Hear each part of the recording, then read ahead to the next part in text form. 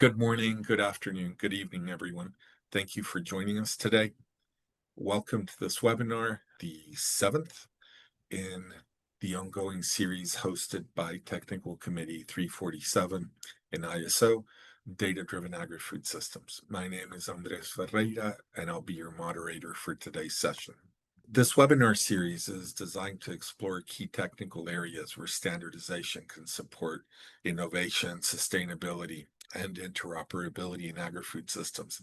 Today's topic, field boundaries, reality wrappers, thoughts on standardizing a key piece of smart farming, relates to critical area within digital agriculture, which is the digital representation of where things happen in space. This sounds deceptively simple, but it has multiple layers of complexity tied to data quality, mutability over time, and so forth. We believe shared standards can help make it easier to implement these ideas in the industry, hence the need to have discussions like the one we'll have here today. ISO TC 347 is a new and ambitious committee working to develop international standards that can enable trustworthy, inclusive, and effective use of data across agri-food systems. This webinar is part to our commitment to transparency, engagement, and inclusive participation in the standards development process. So today we'll introduce the key technical insights related to the topic of field boundaries and their digital representation. We'll highlight how the topic connects to standardization opportunities, and we'll show you how you can actively participate in shaping upcoming international standards. We're very fortunate to be joined by Ben Craker, who will lead us through today's discussion. And let me briefly introduce him. He's the portfolio manager at Ag Gateway, a global nonprofit organization whose members develop standards and implement standards and other resources across agricultural industry sectors by providing a unique forum where companies can meet to solve digital challenges. In this role, Ben helps facilitate the efforts of working groups as they meet to develop digital resources, solving pain points identified by the member organizations. Prior to joining the Ag Gateway staff, he spent 18 years in the farm equipment manufacturing industry at AGCO and Kuhn North America. He held positions in marketing, sales, partnering, and product management, so he knows the industry very well. He grew up on a family farm in south central Wisconsin in the US, where he now lives with his wife and 3 children and helps with day-to-day farming operations. Ben is also the co-convener of TC 347 Ad Hoc Group 7 on enabling actionable insights from field operations data.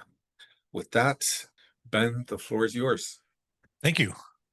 So like Andre said, we'll start here doing a little bit of an overview of field boundaries, going over some of the fundamental problems and different areas that could benefit from standardization and go through that. So to start off with, first thing, we had a group that tried to define what a field is. So if you were to ask 10 different farmers what a field or a paddock is, you'd probably get about 11 different answers back. There's a lot of different ways of organizing how people think about a field and what happens there. So it's really hard to get everybody to agree on a definition. But roughly, for the purposes of this discussion, we'll think of it as a place where land is used for agri-food production, and really trying to almost think of it like a folder for how you organize information about the operations and things that were done in a particular area. We kind of came to the conclusion that trying to get everybody to agree to one definition that's going to be bulletproof was going to be pretty hard. So we took a shot at it. You can see that on the screen there. But really, it's more important probably to come up with an agreement on how you bound things in space and time than really having that kind of locked in definition. So having that field, the next thing that kind of comes from that would be, what is the field boundary? So that's really just a geometry that identifies the geospatial coordinates for that field and bounds things that happened during the operation there. And there can be multiple different boundaries too. That's one of the areas where the complexity comes in. You can see there in the field, or we have the little red boundary around that field. We came up with about 4 different types of those. So one of them's the operational boundary that defines, where different field operations will take place. There's generally a legal boundary for like what the land is actually owned. That's usually a little bit different than the operational one. There might be just this kind of conceptual boundary that the farmer has for how they think of the field that might encompass different things. That's part of why it makes it so hard to agree on a definition. Then there's other administrative boundaries that maybe a government or some other regulatory agency says what the field is. The boundaries are usually always polygons or multi-polygons. So if you're not into the technical details, that just means there can be little islands. So it doesn't mean it's always all one contiguous shape. There's sometimes a little island, sometimes there's holes in them. They get to be pretty complex shapes in some places.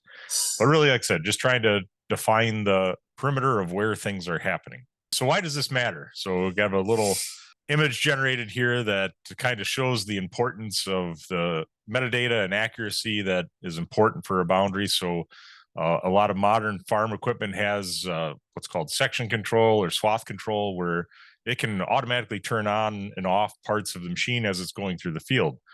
This is partly so it doesn't double apply in areas that have already been covered, but it's also to make sure it doesn't apply outside of that field boundary. So in the picture here, you can see this little yellow line is where that sprayer thinks the boundary is.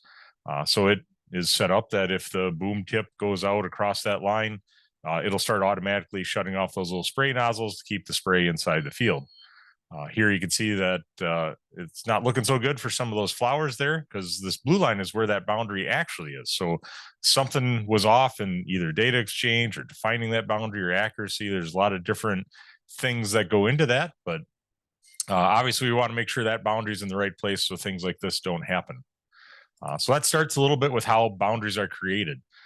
There's a lot of different ways you can go about setting up a field boundary. Got a couple different options here. So on the right, this one's imagery derived. So there's a lot of different systems out there that will take satellite imagery or drone imagery, apply some algorithms to it, and it can find the edges of the field and say, okay, here's your boundary. That usually works pretty good if you just need to generally define where a field is.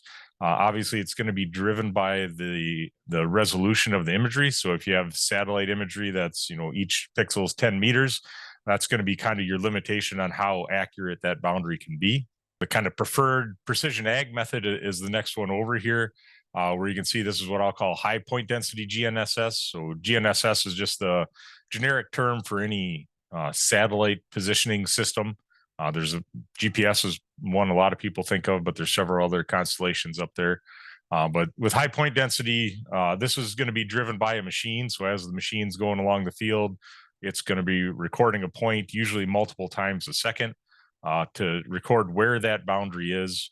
Also has the cutout in the middle here. Looks like there's some sort of pond in this example.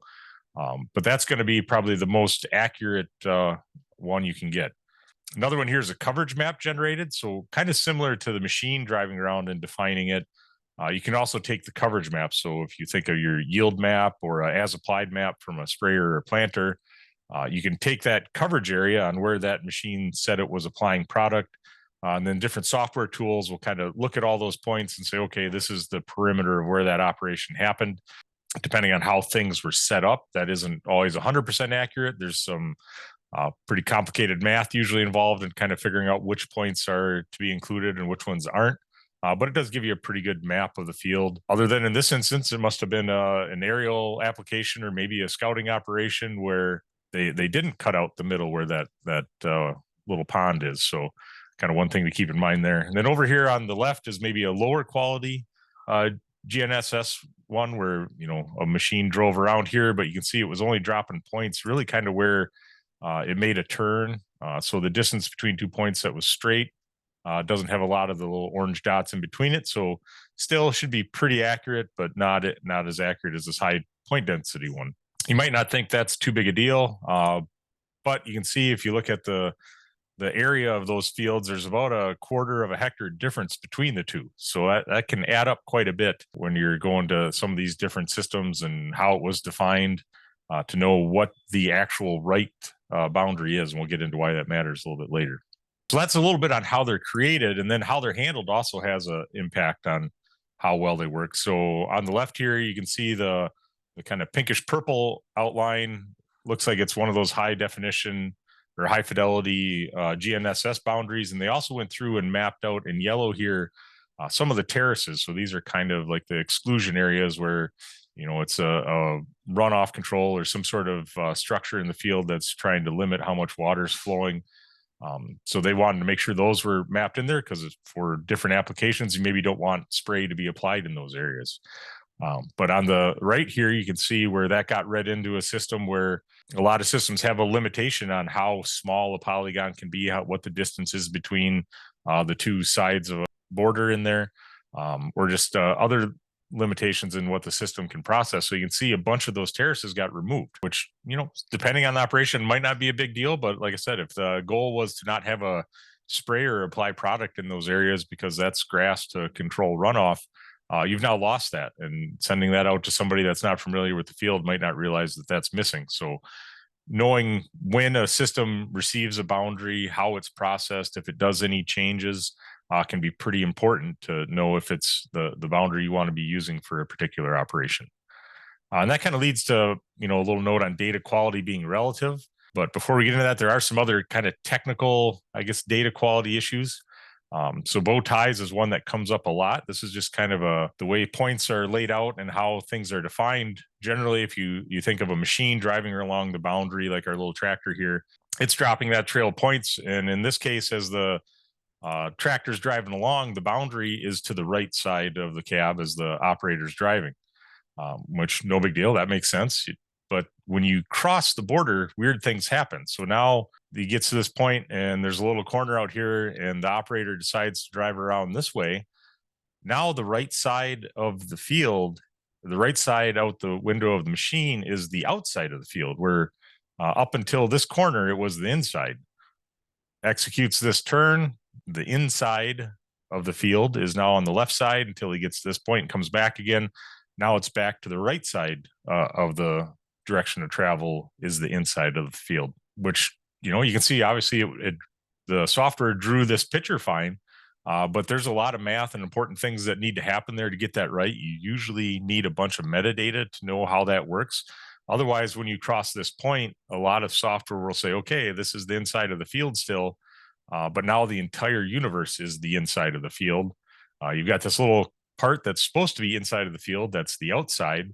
And then you come back here and now everything's all messed up because things weren't handled correctly. There's some best practices on how you're supposed to drive these things. And a lot of software can handle it, but it does create a lot of headaches and problems in the industry when you kind of cross the paths. And it doesn't have to be like this situation where they actually drove it that way.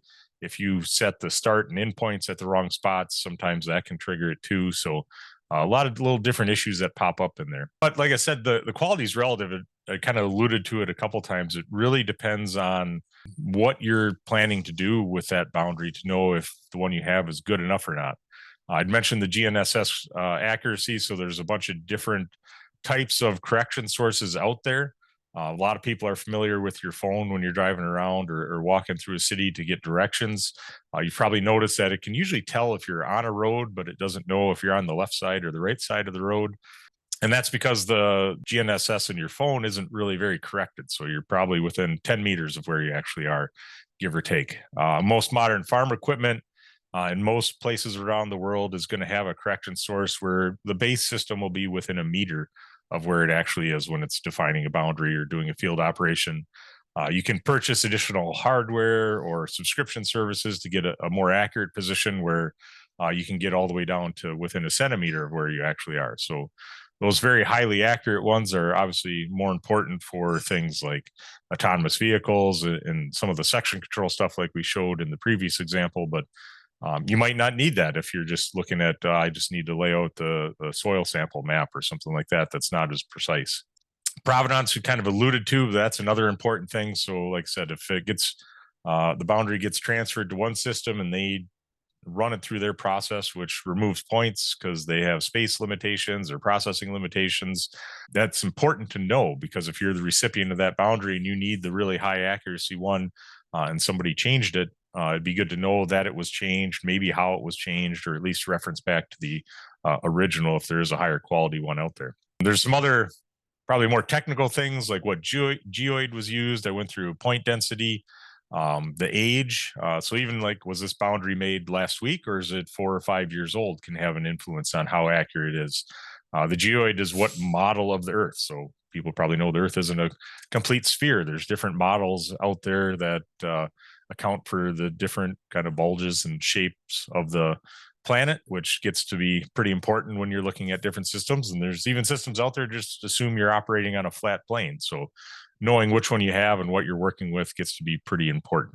Like I said, so the quality has a lot to do with what the boundary is going to be used for. I think I went through a couple examples on what you're worried about might change based on what you're trying to do. So it's pretty important to have a bunch of information about how that boundary was created, how it was handled, to know if it meets your needs.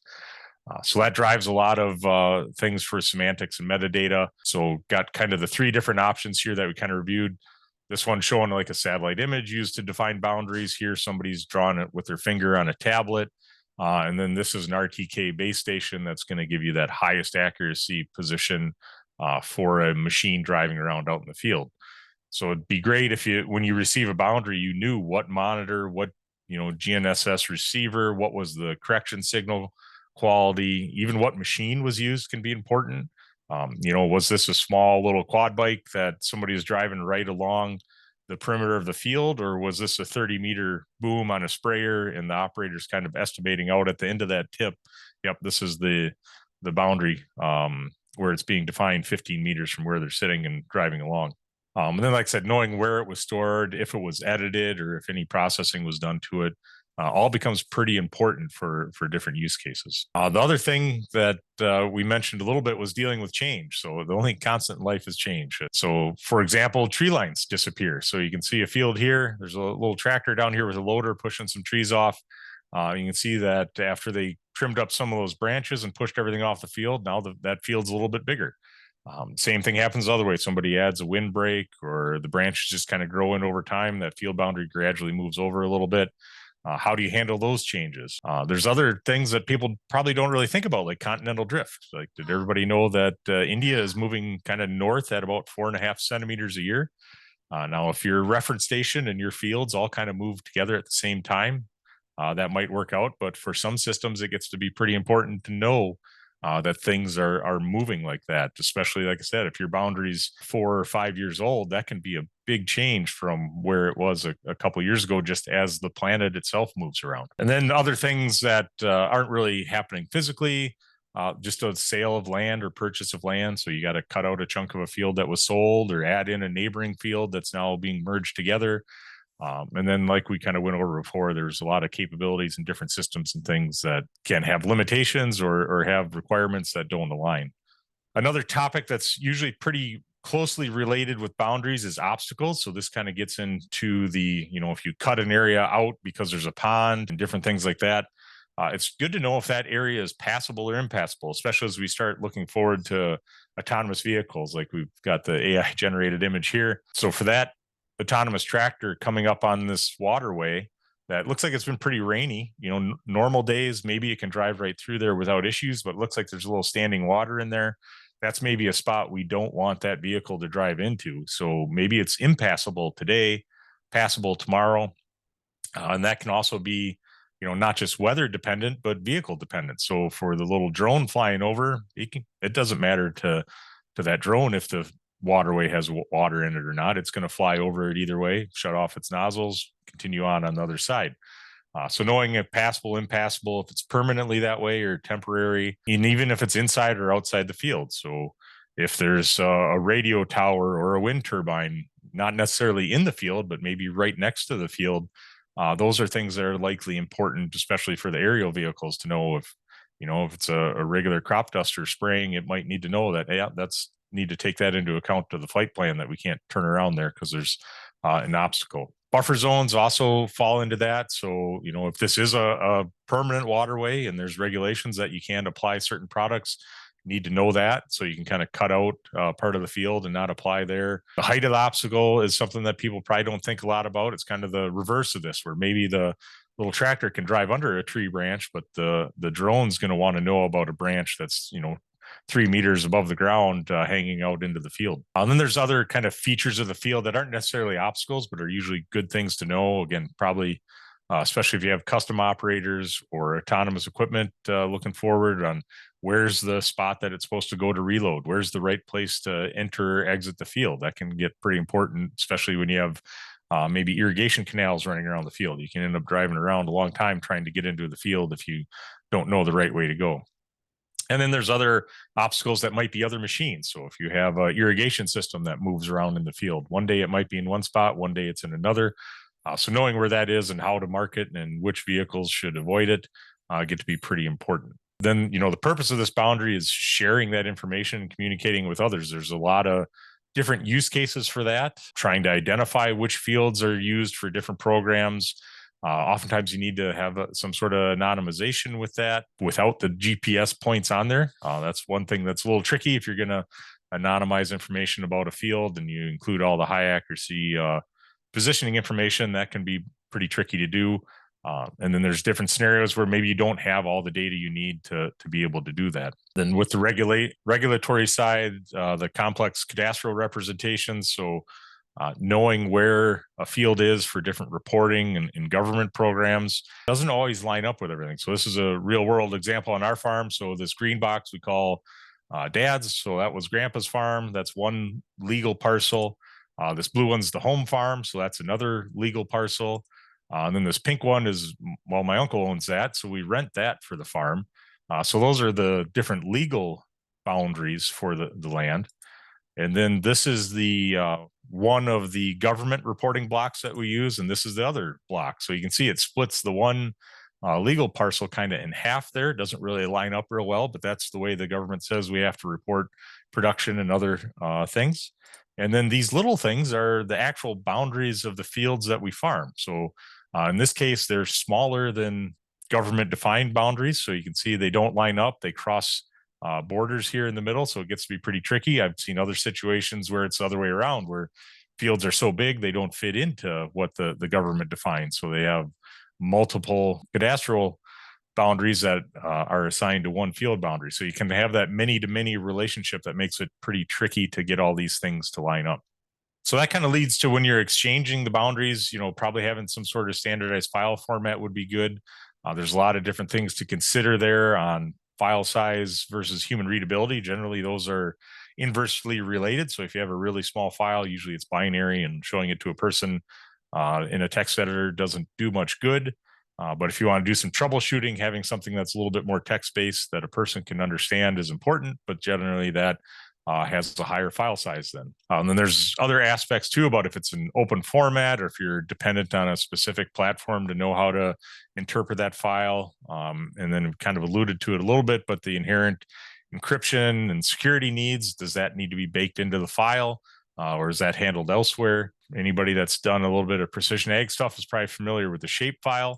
There's a website that was set up several years ago about the shapefile must die. It's probably the de facto standard in a lot of places for exchanging geospatial data in agriculture. It worked well for, I think, when it was first established, but there's this website has a good list of things I would say that you can consider looking forward in a field boundary kind of file format. It does a good job explaining why the shortcomings of the shapefile, and then it does include a list of other formats. So there's no shortage of ways to store geospatial information. We're probably not looking at redefining any of that. The big gap with a lot of those is none of them have an agri-food system specific semantics. So a lot of the metadata and quality information we talked about that are relevant to agriculture aren't really covered by these. They do a good job with, different geospatial aspects. They've all kind of been developed for different use cases, but don't really meet the needs of what we're looking for in the industry as a file. So that kind of leads to what we're talking about here in the context of TC 347. to standardize boundaries. So like I said, there is stuff that exists out there. ISO 11783 Part 10 does include a polygon that can be used to define a field boundary. So there's some semantics there to build on. It doesn't cover everything we've gone over here. It kind of assumes that a lot of that data quality stuff and some of the other metadata we talked about are addressed outside of that ISO XML file. But going through here, a little map of a field, it does have treatment zones. So those are the different areas. So, maybe you're applying seed at one rate here, a little higher rate here, and then a lower rate in the green spot or something like that. So it does have those treatment zone boundaries. It does have like the ability to say, hey, this is a water surface. So that's important to know for a lot of different regulatory things, or the buffer zones we talked about. The main field is kind of the blue field boundary, like we've kind of been talking about here in concept. You can mark out headlands. So this is where the machines generally turn around. So they drive back and forth and turn in the yellow area, or a buffer zone. So, if this is a waterway here, you might need to stay back that far from it for a particular application. So it does have a good list of kind of types of polygons and multi-polygons. Like I said, you can see they're not all contiguous shapes, but we do need a little bit more metadata and data quality information to make that work. So that's where the benefits of a boundary standard that emphasizes that data quality management would be helpful. That would enable, a recipient to be able to make an assessment if that boundary is good enough for what they need to do. Like we said, a lot of the quality stuff is relative depending on what you want to do. So that would help enable that. Accurate section control. So the example we had with the sprayer and the little cartoon drawing, there's other things that go along with that. A boundary is not going to solve all the problems, but if you assume everybody's operating in kind of one of the higher GNSS correction levels, the same network and things, the accurate boundary would help address that problem. Then mass balance calculations would be more accurate. So like I showed earlier with the different point densities, the actual area within a field was different. If you've ever talked to a farmer that's had custom work done or anything, every system comes up with a different calculated area for a field. So getting to some sort of standard on how that's determined or how that information is shared might help alleviate that. And that gets to be important if you're trying to figure out, did we apply the correct amount of product to an area? So you have the total mass of product applied. You need to kind of divide that out over the area it was applied to. If you're not getting an accurate calculation of the area, you can maybe have a too high or too low of a rate as a result. And then other just kind of simple things that are nice for the user on auto field recognition. If you got an accurate boundary, most equipment now, when you pull into a field, it'll pop up and say, hey, it looks like you're in field 1, 2, 3, 4. Is that the one you want to pull up the map for and work from? So a lot of different things that would kind of come along that are nice kind of creature comforts as well. And another big use case, I think that we've seen a lot of interest for this, is autonomous vehicles. So right now, obviously having a clear boundary where that machine can operate is really important for a vehicle that's kind of being left out in the field on its own. So a lot of those systems today, the first thing they do when they get to a field is to go out and draw the boundary again. That's not real scalable to have to draw a boundary every time you get to a field. So getting some sort of standard in place that, an existing boundary can be shared and trusted with the quality information needed to know, okay, yep, this was created by somebody that knew what they were doing on a high accuracy system, would alleviate that need to redraw all those boundaries. So what is that we're proposing then? So, a lot of issues we went through there. The boundary can help address a lot of them. So our call to action is maybe kicking off a field boundary standardization project. I didn't really hit on livestock at all going through here specifically. Most of the examples were for crops, but a lot of the same issues apply to geofencing for livestock, especially new systems where they have a collar that tracks where the animals are. If you're doing rotational grazing and tracking what fields or what paddocks or pastures you have them in, drone mediated health checks. So, the drone's got to know where to go look for these animals. So a lot of that same stuff mentioned about knowing accurately where that perimeter is, where those animals are supposed to be, applies. A lot of the same issues and technology employed to make that all work. So would be able to cover both pasture, livestock, and field operations. How this is structured within TC 347 could be within an existing ad hoc group, because there are going to be pretty strong needs for an accurate boundary within the digital land use histories or the actionable insights, like we mentioned before, or maybe this is a big enough thing that it needs to be its own ad hoc group to address the field boundary topic. But like I said, a lot of this stuff has been covered before. It's not a completely new thing. There's, like I mentioned, we've done some work at Ag Gateway. There's other organizations like FABOA that have done work on trying to standardize a boundary. Linux Foundation has done some things. VARD has worked on identifying fields. So there's a lot of different things we could look out in addition to the ISO 11783 and some of the OGC standards that could be informative or leveraged for this work to, again, like produce that conceptual framework and the requirements that would lead to a new work item proposal that eventually leads to a new standard for a field boundary. So with that, I think I turn it back over to Andres. Thank you, Ben. This is great material, and we had a comment in the chat that really points out the critical importance of managing data quality and field boundaries is very important, but often misunderstood priority. So if you're interested in this work, I'll now share how to get on board and how to participate in TC 347. First of all, most of the work happens online. We have 2 plenary meetings per year in the technical committee. That's when everybody comes together. One of those meetings happens in October. Typically, we're talking about 2 half days now. One of them is in person with some hybrid participation. Those are scheduled in March. The next one is going to happen in Germany. But most of the work happens in ad hoc groups, advisory groups, working groups. Initially, a technical topic like this, we try to solve some of the fundamental interoperability issues and the fit inside the way we're talking about these things in the technical committee using an ad hoc group. And then when a new work item proposal is ready and a draft is ready, so that then we can advance this efficiently with very tight ISO timelines. These things migrate into what are called working groups. There's 2 ways of contributing to this directly. One is through your national standards body. So if your country is a member of Technical Committee 347, and you can look at that using the link for the main ISO page that we show at the bottom of this screen. We'll share those links with you. So if your country is a member, then you can reach out to your national standards body and become a member of what's called the National Mirror Committee for your country, and that will allow your national standards body to allocate you to the group where this work is done. And that's fantastic. You participate directly in the work, you can help your country vote when decisions happen, and so forth.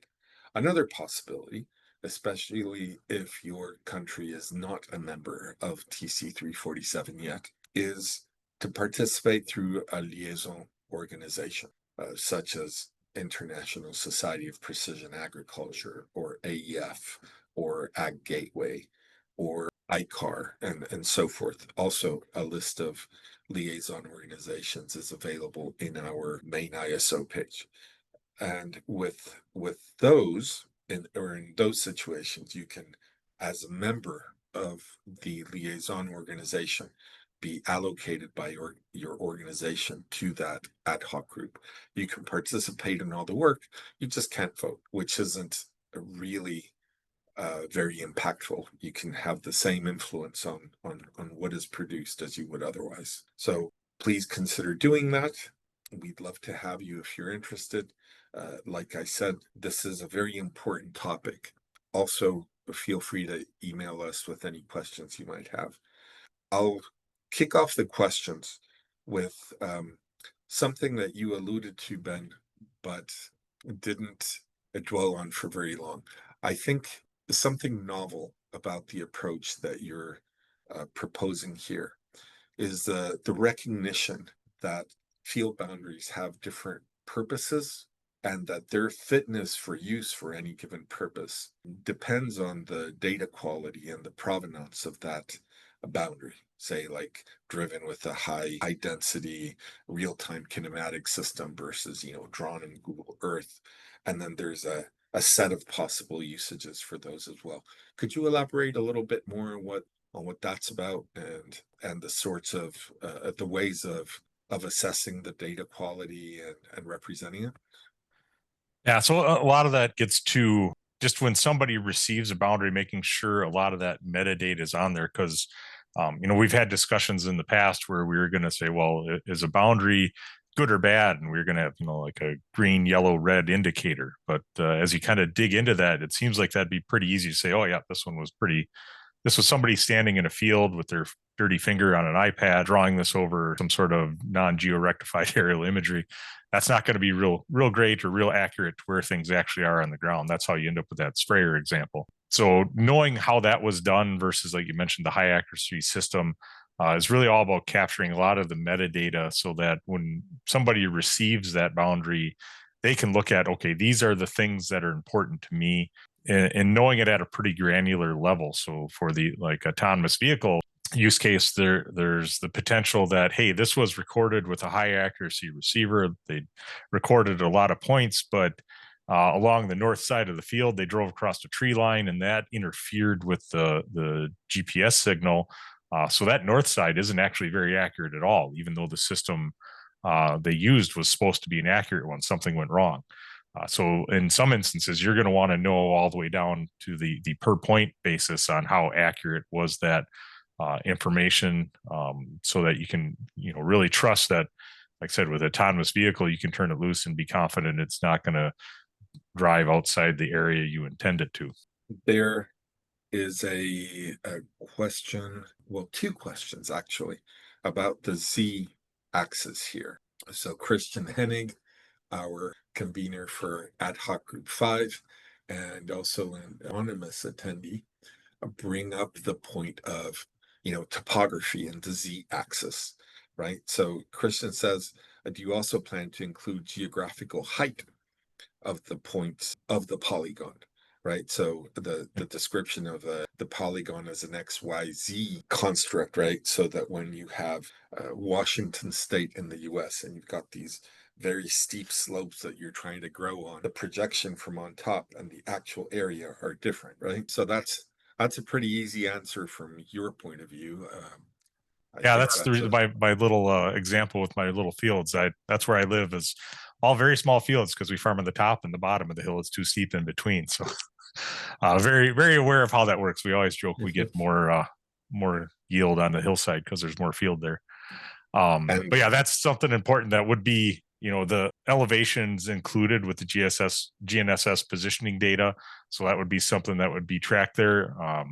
It's not as accurate generally as the XY position for a lot of systems, just the way the GPS satellites work and how they determine location. So it would be important to document that and understand.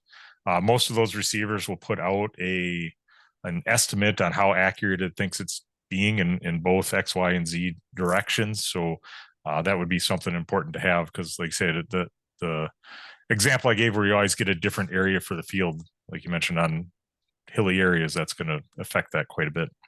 then we have a comment from Joseph. He said that you made excellent points. And he says, do you have any plans to publish these reports as a research article with illustrations of impact? So going back to your sort of determinants of data quality and so forth, or have they been published recently? I've turned in research proposals that mention issues with boundaries and ways to address them in agrobotics, but it often seems that reviewers consider these boundary issues unimportant. And Joseph, my heart goes out to you.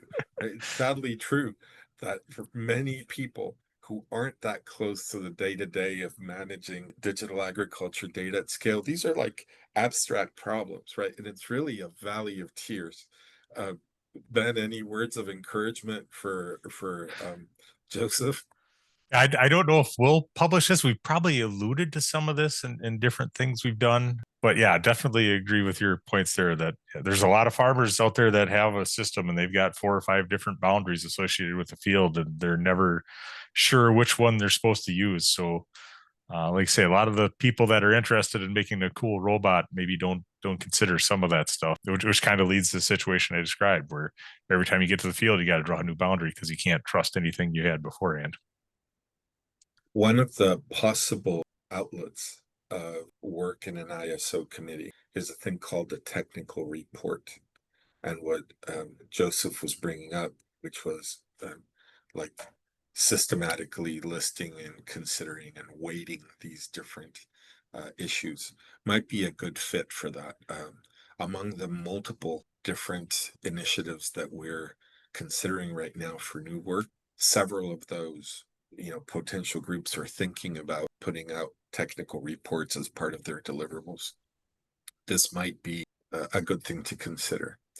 Then there's another question that has to do with the roadmap by Hideki. And for a roadmap of this, that an early part of what our ad hoc groups do is consider use cases, right? So what are these little movies, if you will, of things happening out in the real world do we want our standards to support? And then we document those use cases, and then we publish the use cases along with the standard so that prospective users of those standards can see what we had in mind when we were developing the standard, right? And so that is an early part of what that work would entail. And then a roadmap of saying, well, let's prioritize these aspects over these other aspects might emerge from that. TC 347 is very new. And part of what we're doing is all these different ad hoc groups are sort of learning together and cross pollinating, if you will, when we come up with a good idea about how to organize what a standard in this domain of data-driven agri-food systems needs to look like and what it needs to allow its users to do. I think the answer to that is, well, we'll figure that out along the way. We have another question. Etienne tells us the z-axis is also important for land leveling and water management, and not only for surface calculation. And you're absolutely right. Things like tile drainage or the design and construction of waterways and so forth. Ben, you want to say something about that? Yep, no, I completely agree. That was didn't really get to that use case, but yeah, definitely important for that. Then we have another question by Ezekiel saying, is there room for individuals from universities to be part of TC 347? I have tried through ISPA, but I've yet to get approval. Yes, of course. We have many members that are advanced grad students or professors and so forth. We have a document that we call our help wanted ad that lays out like 12 very different kinds of people that we see as fitting perfectly within TC 347 that go from, information architects to people who care about adult education, from people who are domain experts in agriculture to people who are domain experts in implementation of standards, right? And everything in between. So the answer is yes. To the matter of ISPA or any other liaison organization, well, they're learning as they go along as well what being a liaison means. So I have encouraged ISPA in particular to be more responsive to those requests. Let's just keep bringing that up with them. Email me if you have concerns about being able to participate through your liaison organization. Right? But this particular case, I've talked with them about very recently. Then Christian says a last thought regarding the z-axis topic. Maybe we rather need to use a geographical height map of the area inside the polygon together with the polygon boundaries to address the issue. So this would better address the multidimensional shape of the landscape. Yes, there are raster-based approaches to that, which are very well suited to making like LiDAR coverages, and then there are vector-based approaches like making Voronoi tessellations or things like that. Ben, thoughts from your end? Yep, agree. Okay, I'll ask you a question. One of the things that we got ahead of time was about livestock. So how can thinking about field boundaries help with the livestock operations side of what we're doing.